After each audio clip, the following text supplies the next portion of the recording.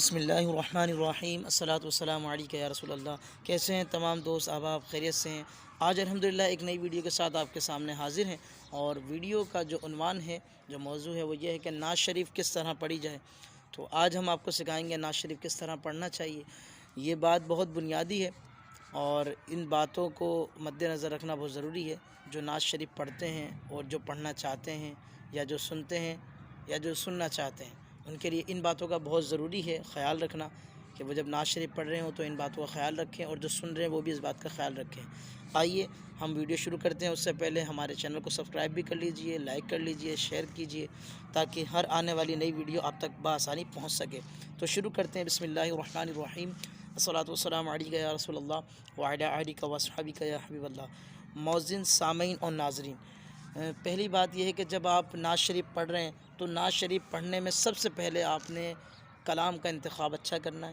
کسی بزرگ کا کلام، سیدی اعلیٰ حضرت کا کلام ہو، یا حضرت مولانا ابو بلال محمد الیاس الطاہر قادری رضوی دامت برکاتہم العالیہ کا کلام ہو، یا کوئی بزرگ ہستی کا کلام ہو تو وہ پڑھا جائے، اور کلام موضوع کے اعتبار سے ہو۔ جیسے اگر کسی نے برسی کی محفل سجائی ہے تو اس اعتبار سے، ورنہ تو اگر میلاد کے حوالے سے ہے تو پھر میلاد کے حوالے سے کلام کا انتخاب ہو، تو محفل میں ایک ماحول کریٹ ہو جاتا ہے۔ دوسری بات یہ ہے کہ جب آپ نے کلام کا انتخاب کر لیا تو اب کلام کی ادائیگی کا بہت خاص خیال رکھنا ہے، جس میں تلفظ کا بہت زیادہ خیال رکھنا ہے۔ تو سیکنڈلی اس کی مثال میں آپ کو دیتا ہوں کہ جو نعت خوانی ہے، یہ بہت حساس، سمجھ لیں ایک مرحلہ ہے، اور ایک حساس راہ ہے۔ یعنی کہ یوں فرمایا علماء نے کہ یہ راہ ایسی ہے جیسے تلوار کی دھار پہ چلنے والی ایک کیفیت ہے۔ تو آپ کی توجہ دلانے کے لیے میں آپ کو بتاتا چلوں کہ جب بھی نعت شریف پڑھنی ہو تو اس بات کا خاص خیال رکھنا ہے کہ نعت شریف پڑھنے سے پہلے کلام کا انتخاب اچھا ہو، کلام کسی بزرگ ہستی کا ہو، جس محفل میں آپ کلام پڑھ رہے ہیں اس محفل کی مناسبت سے، اس محفل کے عنوان کی مناسبت سے آپ کا کلام سلیکٹ کیا ہوا ہو۔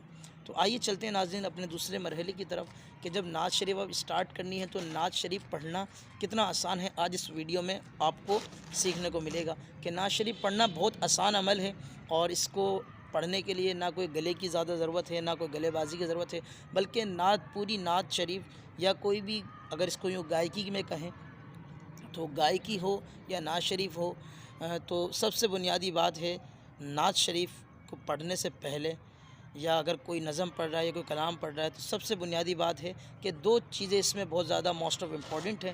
وہ سب فرسٹلی یہ ہے کہ پہلے تو یہ ہے کہ بندے کو اپنی استائی پتہ ہو۔ یعنی شعر کے اندر، نعت شریف کے اندر یا کسی بھی کلام میں دو باتوں پر ڈیپینڈڈ ہوتا ہے پڑھنا۔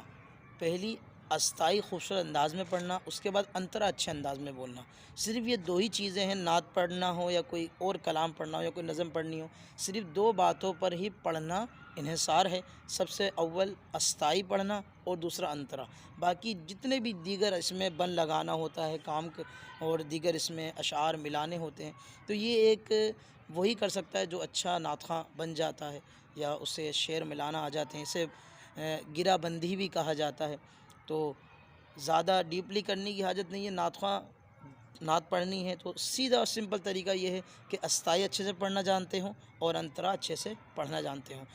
اس کی مثال میں ایک کلام کے اشعار سے آپ کو دینا چاہوں گا، تو انشاءاللہ بخوبی آپ کو سمجھ میں آ جائے گی۔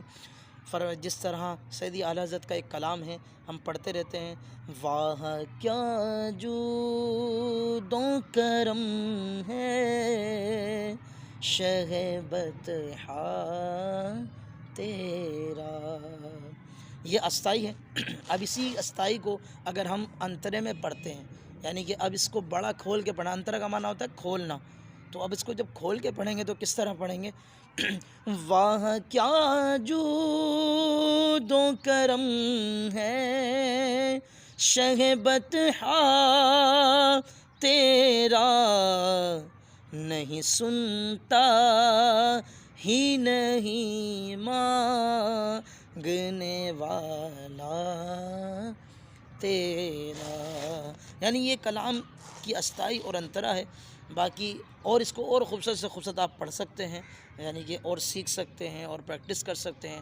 نعت شریف پڑھنا بہت زیادہ آسان ہے، کوئی اتنا مشکل نہیں ہے، لیکن بزرگوں کے کلام پڑھے جائیں. سب سے اول ترین مشورہ دوں گا کہ سیدی اعلیٰ حضرت علیہ رحمہ کے کلام پڑھے جائیں، اور اس کے بعد حضرت علامہ مولانا محمد الیاس اتار قادری دامت برکاتہم عالیہ کے کلام پڑھے جائیں لکھے ہوئے.